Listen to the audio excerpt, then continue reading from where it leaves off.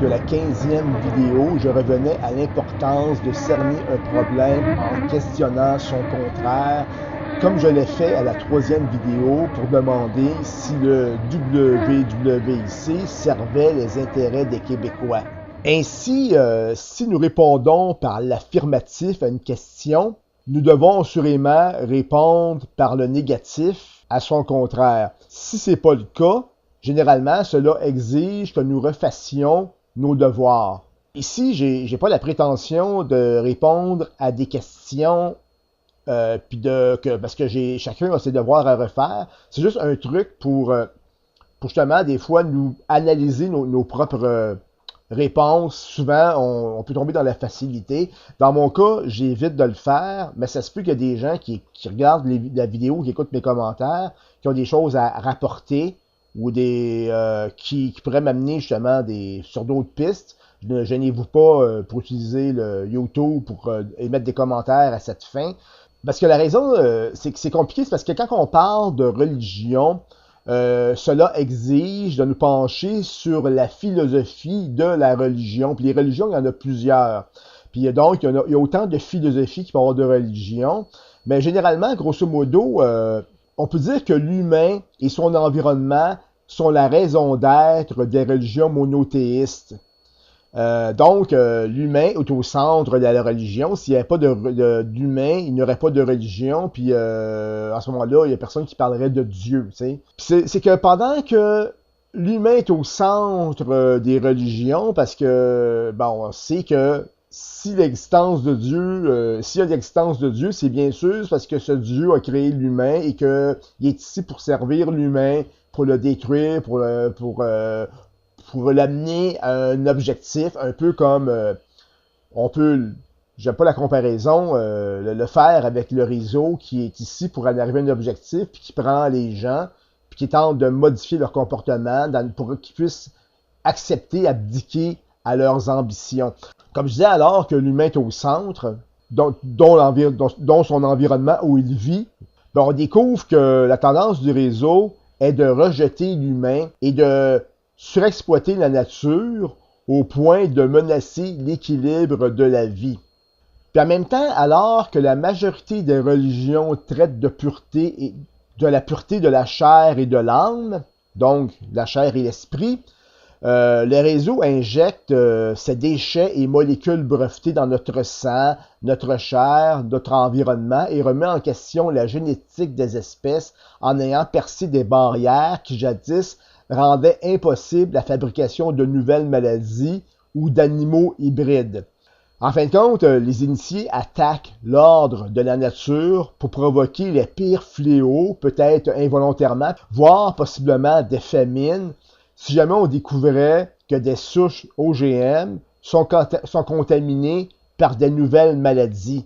Il attaque aussi le sens du partage servant à la collectivité, on appelle ça la communauté, qui est aussi quelque chose de très important, le rassemblement de la communauté au sein des religions.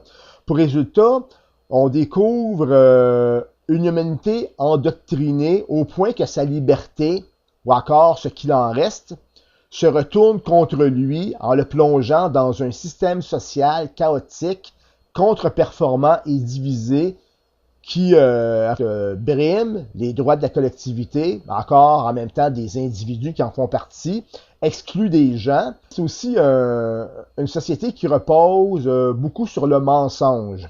Pour prix, nous récoltons très souvent le contraire de ce qui est nécessaire au bon fonctionnement de la société. Ainsi, quand on parle de santé, alors que John Charest se faisait élire en 2003 pour régler les problèmes de la santé, en 2012, on découvre que le temps aux urgences a quadruplé en passant d'environ 6 heures à 24 heures, alors qu'on a le culot de nous demander 200 $ de plus notre facture lors du paiement de nos impôts à chaque travailleur, peu importe s'il est riche ou démuni, pour soutenir ce mensonge de l'honoré du WWIC. Ça devient, moi j'oserais dire, pas seulement que ça démontre que l'organisation politique est pourrie, mais l'organisation politique est aussi arrogante et méprisante par rapport aux gens en leur demandant de payer pour rien. parce qu'on paye 200 $, mais on est moins bien soigné pour ça. Puis c'est toujours des promesses en l'air qui aboutissent à rien, sauf qu'à un moment ou l'autre, on s'aperçoit que notre argent quitte notre portefeuille pour s'en aller dans des fuites de capitaux, souvent des entreprises étrangères, pour se tenir entre le réseau. Bon, je traite toujours de religion. C'est pour préciser que cette inversion au niveau social et politique touche aussi les lois divines, c'est incontournable. Ces lois divines qui sont issues de la tradition judéo-chrétienne. Alors que la tradition religieuse nous demande de ne pas voler, tuer et mentir, de ne pas invoquer les esprits, pratiquer la magie ou l'astrologie, de ne pas fréquenter ces gens qui pratiquent la magie ou l'astrologie, nous payons en même temps la sainte inversion de ces lois en élisant des menteurs et des fraudeurs ou des gens qui semblent des fraudeurs. Dans certains cas, c'est des fraudeurs qui voient, je parle pas seulement d'une question d'argent, mais parlent au niveau des idées, des gens qui sont des fraudeurs intellectuels, qui voient la politique comme une occasion de prendre des décisions sur des révélations, sur les alignements des planètes, ou une carte du ciel, pour enfin découvrir que nous sommes dirigés par des gens qui me laissent l'impression que le meurtre pourrait devenir un acte acceptable pour se débarrasser des obstacles. Ainsi, on peut dire que tout ce qui copule avec le réseau pourrait se payer les mêmes vieux rituels que la CIA ou la mafia lorsqu'une menace plane sur sa tête. Ça devient un genre de société contaminée où tout ce qui est mauvais transige par l'État puis se dirige vers la population pour s'accaparer des biens, des droits et de tout ce qui a été construit par notre civilisation pour améliorer le sort de la collectivité. Mais encore, leur globalisme de la totalité nous pousse doucement vers le vol, à notre tour, vers le mensonge et l'assassinat pour la poudre du gain au nom du pouvoir, de la compétition. Il y a la purification, parfois, parce qu'on va parler de plus en plus de purification par le soutien de guerres saintes. Ici, je parle plus précisément de ce que j'appelle une sorte d'initiation collective qui nous est transmise par le réseau. Je vais revenir sur cette initiation plus loin dans une autre vidéo. Bon, je continue. Bon, moi je note que pendant ce temps, ce qui résiste tombe. Ça veut dire que tout ce qui est bien, tout ce qui devrait être toujours présent est en train de s'effriter. On parle entre autres de l'agroalimentaire de l'ancien monde, la passion du travail bien fait, la quête de vérité, la réflexion, les débats. Je parlais de quête de vérité, entre autres, c'est le journaliste d'enquête qui n'est pas lié au réseau, a de plus en plus de difficultés à faire son travail. La démocratie chancelle, et comme ce mot vient d'être dit, le mot démocratie, j'ajoute que l'inversion des valeurs actuelles me pousse à poser cette question. Des gens possèdent-ils actuellement les outils nécessaires pour truquer des élections? Et là, je ne parle pas de la Russie ou d'un pays qui frayerait avec la dictature, mais je parle bien du Canada et du Québec. Avons-nous actuellement les outils pour truquer des élections? Le 14 avril 2003, vers 21h, j'allume la télévision. La raison? Je désire connaître le dénouement des élections provinciales. Des minutes passent. La Société Radio-Canada annonce que John Charest formera un gouvernement majoritaire. À ce moment précis, la foudre tombe violemment et fait vibrer le sol pendant qu'une crainte démesurée s'empare de mon esprit. Bon, cette partie a été présentée dans la première vidéo, puis là, maintenant, je dois l'expliquer. C'est que je suis assis sur mon fauteuil, j'arrête mes activités auparavant, ça fait quelques minutes, j'allume la télévision, je m'assois sur le fauteuil, puis ça prend quelques minutes à peine, puis qu'on annonce que John Charest va former le gouvernement de John Charest va être majoritaire, donc le PLQ rentre au pouvoir. Au moment précis, la foudre tombe, et moi, j'ai un mauvais sentiment, j'ai l'impression que les Québécois viennent de faire une grosse erreur.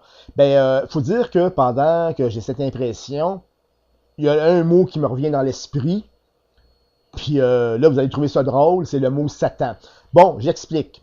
C'est que la foudre m'a ramené involontairement à mes lectures les plus récentes. Bon, après avoir lu quelques informations concernant la sensibilité électrique, une maladie rare qui transforme parfois sa victime en des paratonnerres vivants, j'avais bifurqué vers un texte traitant de rituels d'initiation chamanique qui liait la foudre à la puissance des esprits au point que des poupons étaient volontairement exposés aux éclairs pour en faire de futurs chamans.